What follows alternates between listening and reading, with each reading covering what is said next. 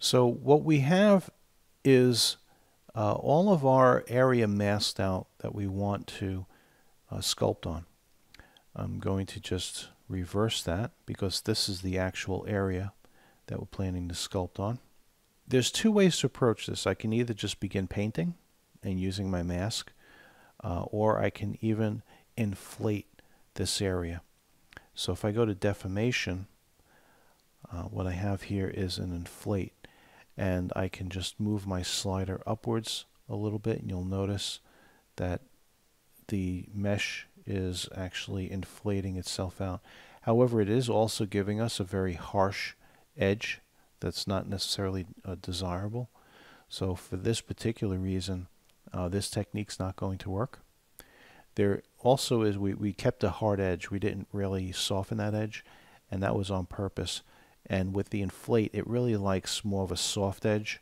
So I'm going to Control Z back, and we'll just do this manually. So I have two tentacles I have to deal with that are overlapping. Let's start with the top. So the top is showing me that I have this one here on the very top is actually beneath the second one. So I'll sculpt on the top one first. I've got my clay tubes turned on, my alpha turned off, and I can now start to rough this in. Turn on my focal shift a little bit, and let's just see how it looks with this setting. Yes, that setting, I'm still getting a hard edge. That's not going to work for me. So what I'm going to do is hold down Control and just tap on my mask, and that softens the overall mask. And so now when I'm painting, I get a much softer edge, and then what I'll do is I'll hit that later with one of my tools to shape it, like the Mech A tool. So I'm going to go ahead and Z back for a moment, bring my focal shift down.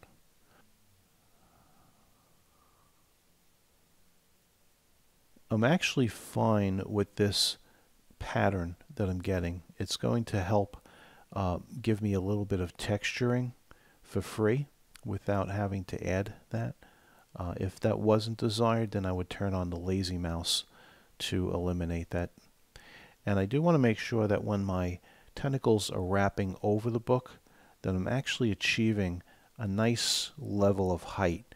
That was one of the key parts of this design, was that this really was very well embossed or inflated on these edges of the book. So just going to make sure that I get that area all filled in properly. There we go. Yeah, I'm really happy with that. That's what I wanted. Okay, cool. So now that I have that part roughed in, I have the other tentacle, which is not necessarily over it. It's kind of the same. It's kind of next to it. So just make sure that I give that the same level of attention.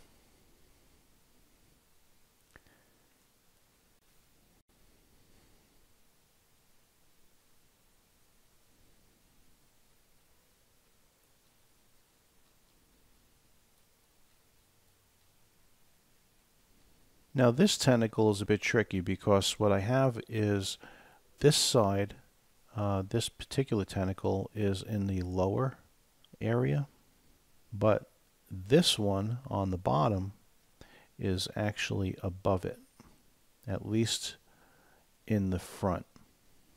And then they flip-flop when they come around. So I want to make sure that that's a definite overlap on that side. And then on this side, I'm making sure that it goes underneath the other tentacle. So now I'll just add in